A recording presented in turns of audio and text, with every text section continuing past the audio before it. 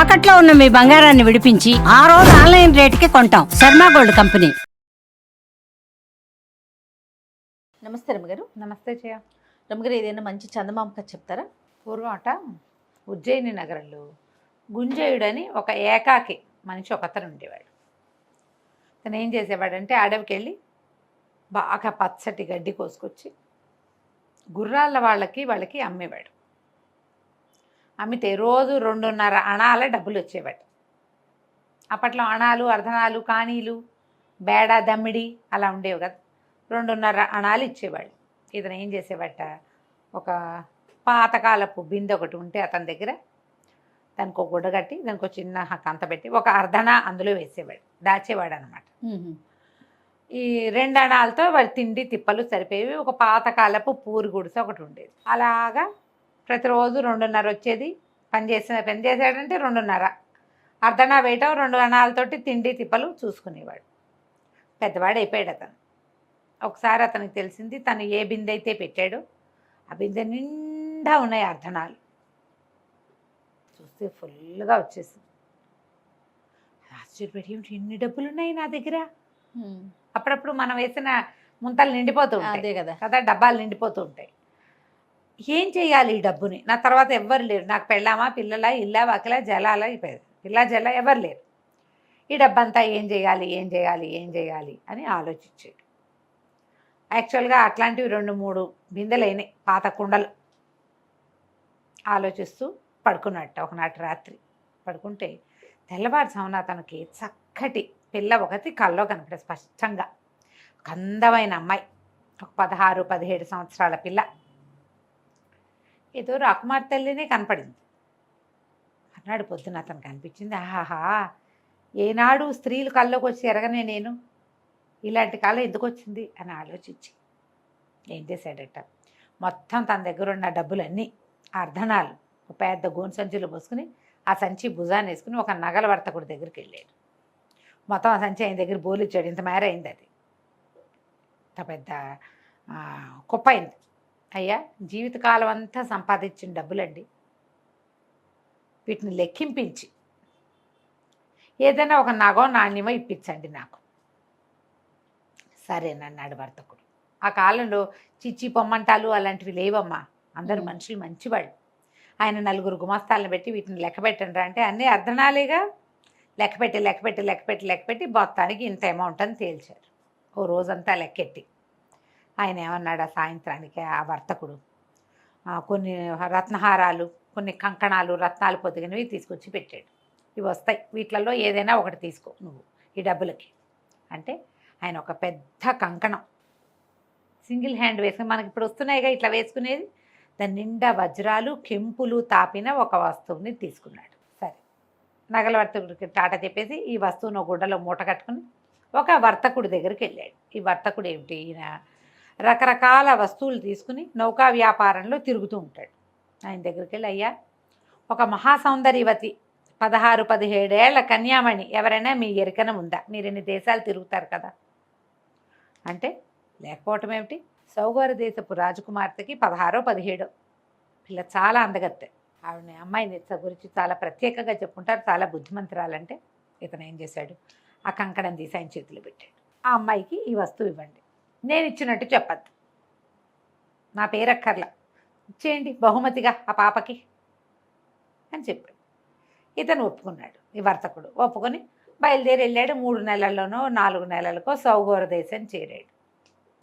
చేరాక యువరాణికి, ఇప్పుడు ఈ వర్తకులు పై ఊళ్ళ నుంచి వచ్చేవాళ్ళు తెస్తారు నగలు, నాణ్యాలు, కొన్ని చించి నంబరాలు, తర్వాత ఏమో సుగంధ ద్రవ్యాలు, రాళ్ళు, రప్పలు, నగలు, నాణ్యాలు పట్టుకెళ్లే వాళ్ళు కూడా ఉంటారు. వర్తకుడు వస్తానని కబురు పెడితే ఆ సౌగోర దేశపు యువరాణి సరేనని ఈయన ఈ వస్త్రంలో చుట్టున్న ఈ కంకణాన్ని ఆ అమ్మాయికి బహుమతిగా ఇచ్చాడు. మీకు బహుమతిగా ఒకళ్ళు పంపించారంటే ఆవిడ ఆశ్చర్యపోయింది. అదేమిటి ఎంత బాగుందో అని తీసి చేతికేసుకుంటే కరెక్ట్గా అమరింది. అతను 16-17 ఏళ్ళ అమ్మాయికి పట్టాలనే కొన్నాడు దాన్ని. పిల్లకి చక్కగా సరిపోయింది. ఎంతో బాగుంది, ఇలాంటిది ఎప్పటి నుంచో చేయిద్దాం అనుకుంటున్నా, మోడల్ సరైంది దొరక్క మానేశాను, నాకు ఖర్చుగా నేను ఎట్టాడిది ఊహించానో అట్టాడితే తెచ్చావు.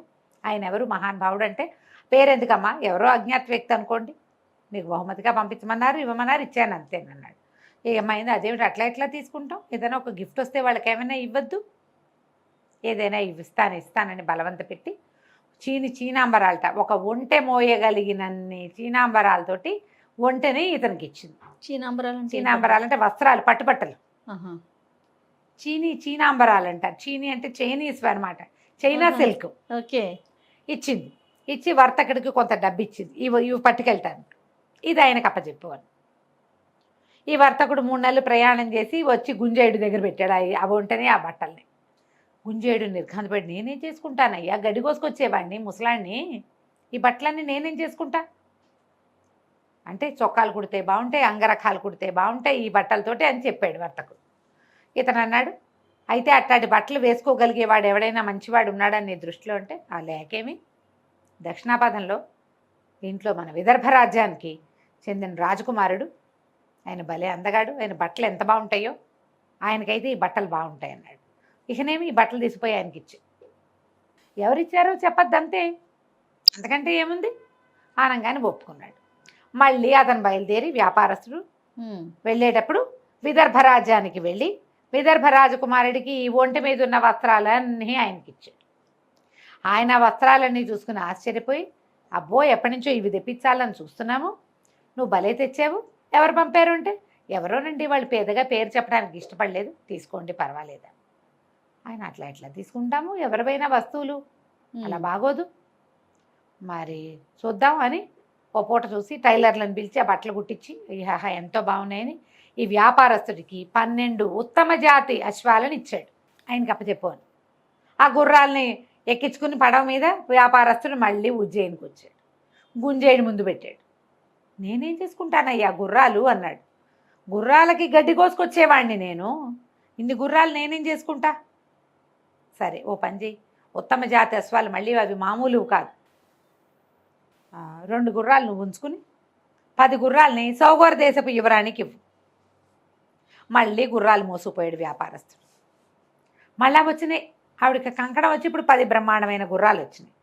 గుర్రాలు చూసేసరికి ఆశ్చర్యపోయింది, వాళ్ళకు తక్కువ, సౌగోర దేశంలో గుర్రాలు తక్కువ, చాలా కాస్ట్లీ, వాళ్ళు కొనుక్కుంటారు.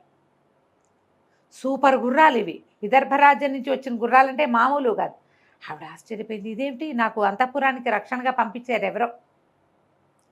ఆవిడ చాలా సంతోషించి ఏం చేసింది, మళ్ళీ ఏవో ఒంటెల మీద అవి మోయగలిగినంత వెండి ఓ 10 ఒంటెల్ని ఇచ్చింది. అక్కడ సౌగోరంలో ఒంటెలు ఉంటాయి, వెండి ఎంత వెండో మొత్తం అంతా మళ్ళీ పడవెక్కింది. మళ్ళీ గుంజేయుడి దగ్గరకు వచ్చినాయి అవి.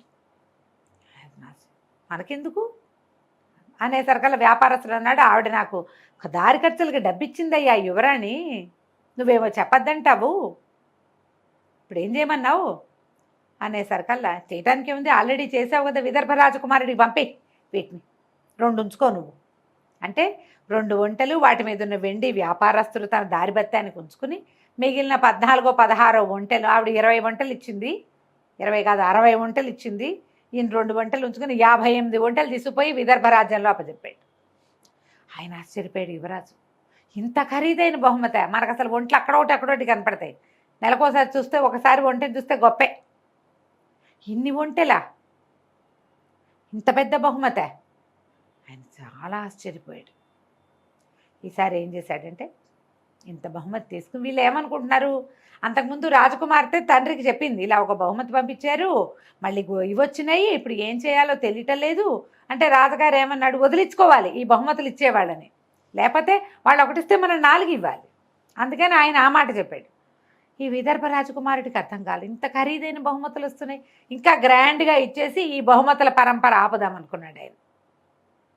బ్రహ్మాండమైన గుర్రాలు 10, మళ్ళీ ఓ ఒంటెలో 10, అక్కడి నుంచి ఓ 10 ఏనుగులు, ఆ ఏనుగుల మీద బ్రహ్మాండమైన ఇవేశాడు, ఏమంటారు మన పైన హౌదాలు ఎత్తుతారు కదా, హౌదా ఎత్తటం అంటారు, ఏనుగు మీద అంబారి, ఆ అంబారి మీద నుంచి ఇట్లా ముత్యాల సరాలు జాలువారుతూ చక్కగా అలంకరించినటువంటి, వీటికేమో గుర్రాల గిట్టలకు కూడా వెండి గిట్టలు పెట్టించాడు ఆయన, అవన్నీ ఇచ్చాడు మొత్తం. పైగా ఈ పంపించిన వాటన్నిటికీ పైన చీనాంబరాలు కప్పారు, అలంకారాలు, మెళ్ళో ఆభరణాలు, వాటికి వర్తకుడు అన్నీ మోసుకొచ్చి గుంజేయుడి దగ్గర పెట్టాడు. పెట్టేసరికి ఏం చేయాలో తెలియలే గుంజేటికి.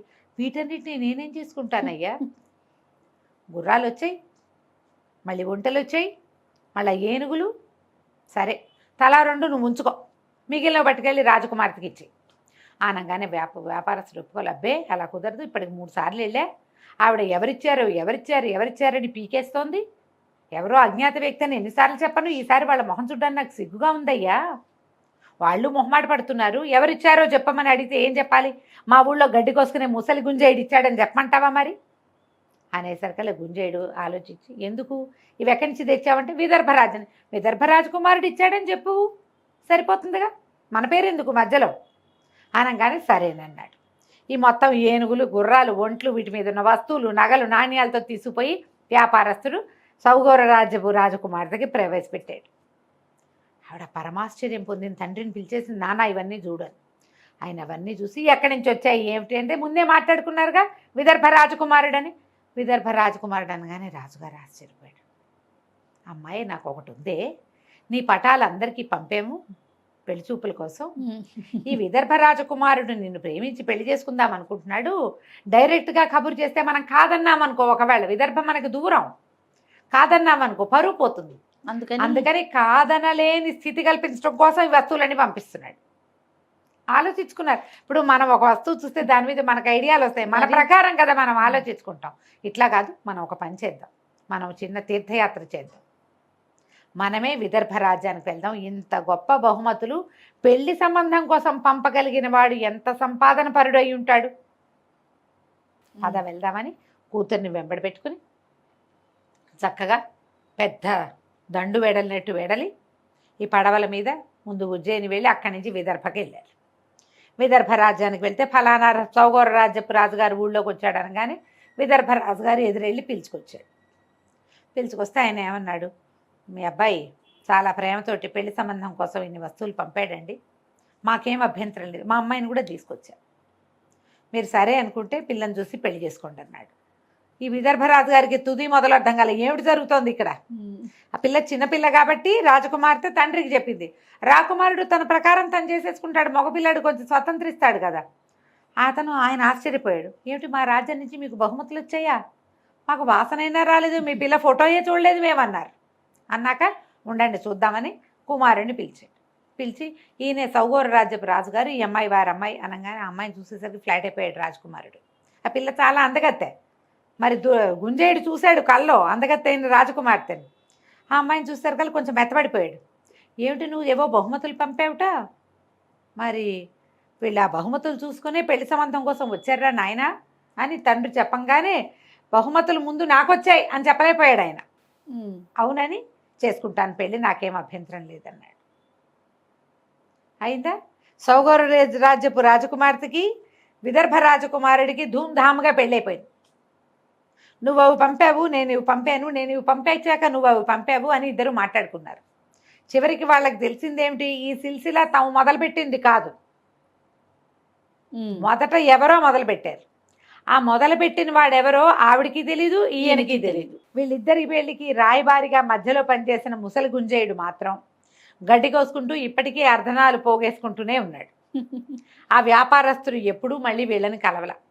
ఏమీ లేవు వాళ్ళ దగ్గరికి వెళ్ళేందుకు.